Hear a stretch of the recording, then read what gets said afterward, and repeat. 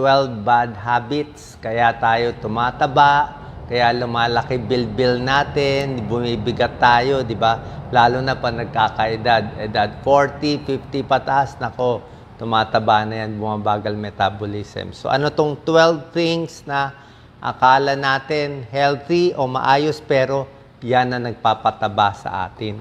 Okay? Hindi nyo alam. Nagtataka kayo bakit bumibigat. Number 1, mindless snacking. Ibig sabihin, walang hinto ang bibig sa kakanguya. May kilala akong ganyan. Yun talaga mula umaga hanggang gabi, laging may nginunguya. Nakakita ng mani, nakakita ng popcorn, nakakita ng kahit anong pagkain, laging nilalagay sa grazing, tawag dyan, grazing. Lahat ng makita, sinusasabihin, konti lang to, konti lang to. Diba? Tikim dito, tikim doon, pahingi dito. Yan, marami. Mindless snacking. Kain ng kain, hindi na iniisip. Pwede rin midnight snack. Diba? Matutulog na lang sa gabi. Kailangan mag-order pa. Diba? Isip nyo, konti lang naman yan. Yan na nagpapataba sa atin. Number 2, nagpapataba. Ito, hindi alam to ng karamihan. Liquid calories. Yung mga iniinom, di ba? Pag tinatanong, paano pumayat, Doc? Sasabihin ko, simple lang. Tubig lang ang iinumin. Sasabihin, pwede ba iced tea? Hindi nga, tubig nga eh. Pwede ba soft drinks? Tubig nga eh. Pwede ba milk tea with bubble tea? Tubig nga, nakakataba masyado milk tea. Kape, cappuccino, lahat yan. Nako, gusto mo black coffee, gusto mo cha, pero tubig pa rin. Pwede ba, Doc, sports drink? Tubig nga eh. Pwede ba buko? Buko, maubos mo yung isang buko na sabaw, 100 calories yun. Pati yung laman, 200 calories. Healthy ang buko, healthy sports drinks, pero nakakataba. Pwede ba juice? Juice na lang. Healthy ang juice. Nakakataba din eh. Sinabi na nga, tubig eh. Tubig, di ba? Yan ang ibig ko sabihin.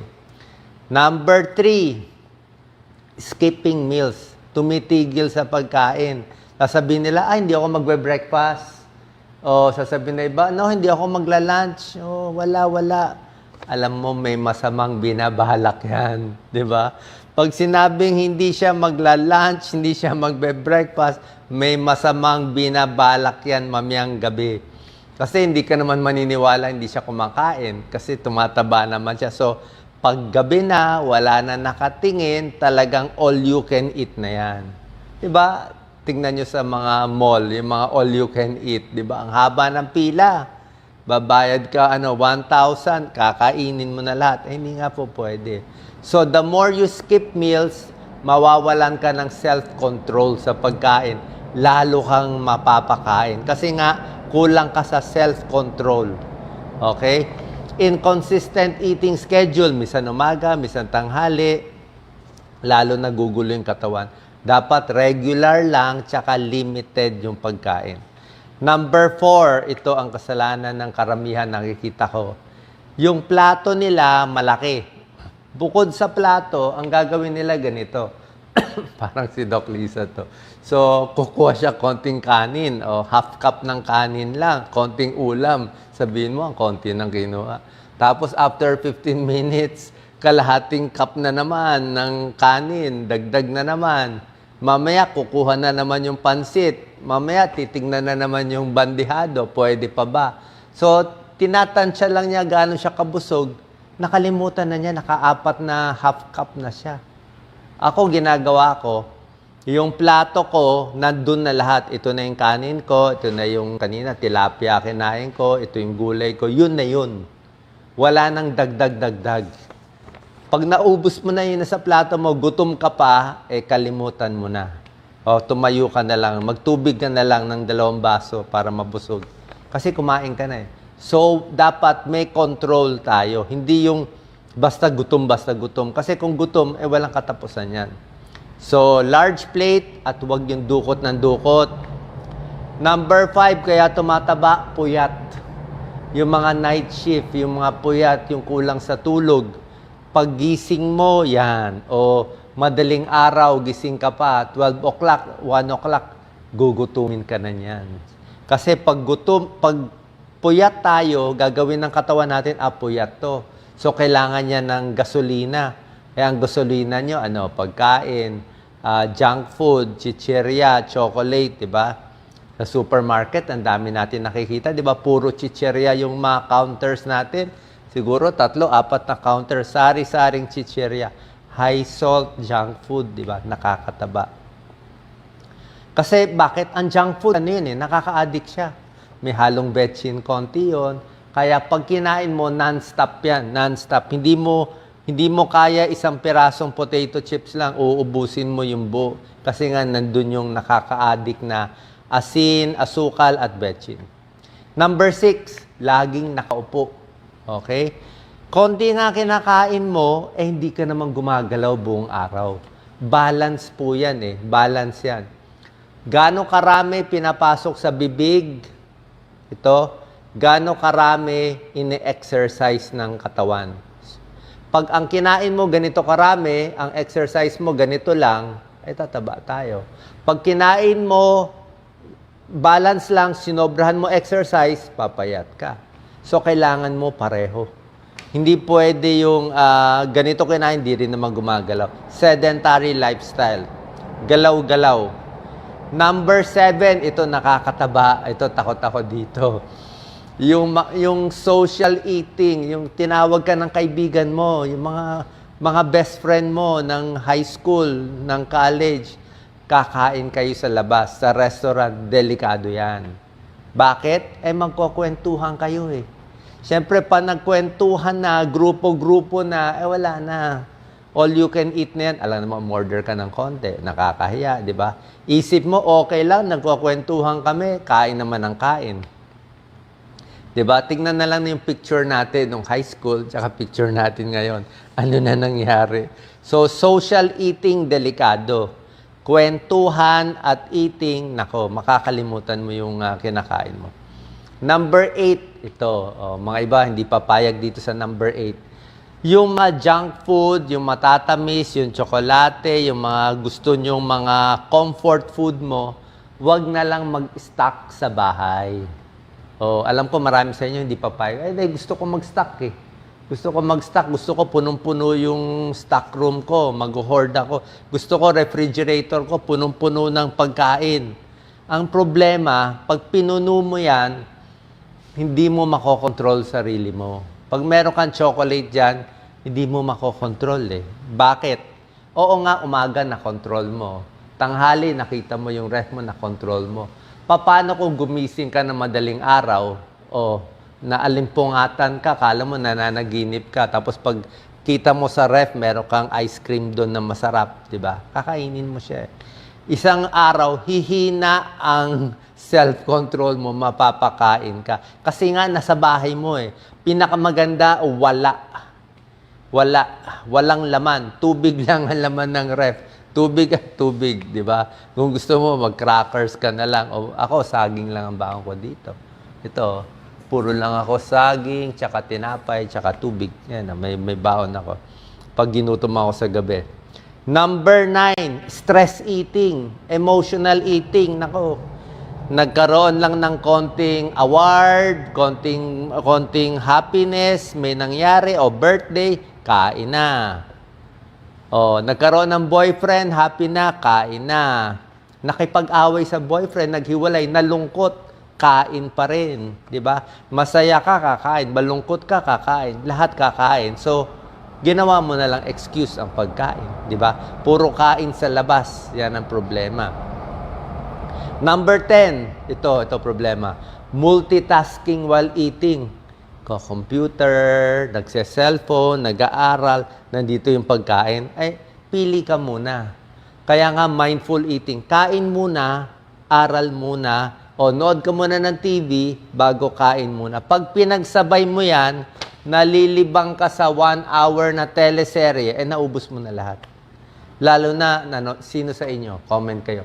Nanonood ng teleserye, nanonood ng Netflix, may isang bag ng potato chips, may kasamang soft drinks pa, ubos mo sigurado yan. Hindi mo mamamalayan yan. Kaya multitasking while eating leads to overeating. Number 11, ito rin isang problem minsan, yung unbalance yung meal. Minsan gusto mo puro protina, puro karne. Minsan gusto mo puro kanin lang, puro carbohydrates, puro kakanin. Minsan puro matataba. Dahil hindi balance yung pagkain mo, parang masama pakiramdam ng katawan. Kung puro carbohydrates, puro kanin, walang ulam, manghihina ka. Kung puro protein naman, siguro yung iba nadidepress din. Pag puro protein, walang carbohydrates. So, nagugulo yung katawan, kailangan balanced meal. Kung hindi, mapapakain ka. And number 12, puro processed food. Processed food, puro supermarket, puro fast food. Yan ang pinakamabilis maka-weight gain. Okay? So, yan ang 12 bad habits, kaya tumataba. Pero meron pa akong 8 warning signs sa inyo. Ito 8 specific to na kasalanan natin. Pero baka guilty kayo dito 8, tingnan nyo to. Number 1, yung mahilig sa mga almond milk like ako. Meron ako lactose intolerance Meron ngayon yung mga almond o yung mga nuts na milk. Mas healthy siya, kala mo healthy siya pero high sugar siya. High sugar. Kaya nakakataba. Yung mahilig sa milk tea, naku, ang dami ko nakikita. Milk tea, ang daming calories. Okay lang yan kung payat ka, kung bata ka pa. Pero kung nagpapapayat, tubig nga Number 2, warning. Number 2, 8 warnings pa to. Artificial sweetener. Zero soft drinks, di ba? Zero soda, di ba? Yung mga diet, nakita natin may halong aspartame. May bagong pag-aaral, hindi rin maganda. Hindi rin po maganda yung artificial sweetener. So, talagang iwas talaga sa matatamis. Number 3, yung mga kape na maraming hinahalo. 3-in-1 coffee. 3-in-1 coffee. Nakakataba 3-in-1. May asukal na, may gatas pa. Kung gusto mo yung kape mo na maraming whipped cream, maraming pinapatong, yun na ang pagkain mo. Yun na ang lunch mo. Yung coffee mo na yung lunch mo, wala ka ng lunch na. Kasi nga yung calories niya, baka 300 calories. Parang nag-sandwich ka na, di ba? Mga cappuccino, ganyan. Number 4, ito kasalanan ng karamihan. Marami magagalit sa akin dito. Pero ito, nandadaya kayo sa sauce. Umamin kayo. Pumunta ka sa, pumunta ka sa fast food. Hindi ko na mabanggitin yung fast food. Yung kanin mo, sinabawan mo ng isang basong gravy. Sa tingin mo walang calories yung gravy. Salad mo, kunwari gusto mag-salad, pinuno ng mayonnaise, di ba? O yung pagkain mo, pinuno ng ketchup. Meron pa ako kilala dyan. Nangyari to sa akin dati. Kumain ng pandesal, isang pandesal lang daw. Nilagyan ng peanut butter yung pandesal. Kinain lang yung peanut butter. Binuksan, nilagyan na naman ulit ng peanut butter. Tapos nilagyan ulit ng peanut butter. So, sabi nga nung kasama, kainin mo na lang yung peanut butter. Kunwari lang yung pandesal mo di ba? Gawain nyo o hindi. Yung palaman lang inuubos. Di ba? Pang props lang yung pandesal, di ba? So, ang dami niyan. Peanut butter, Thousand Island, mayonnaise, gravy, ketchup. Pag inad-add mo, check nyo yung calories. Ang taas din nun. Kaya, normal palaman lang, Huwag mandaya. Number 5, tulad na sinabi ko, marami nilalagay sa plato at sasabihin natin, marami naghihirap sa ibang bansa, wala sila makain. So, kailangan, uubusin mo lahat na nasa plato. Diba? Kaya, konti na lang ilagay. Kasi pag inubos mo lahat, yun talaga. Yung nanay taga-ubos, kaya yung nanay tumataba. Diba? Number 6, kulang sa self-control. Yan talaga.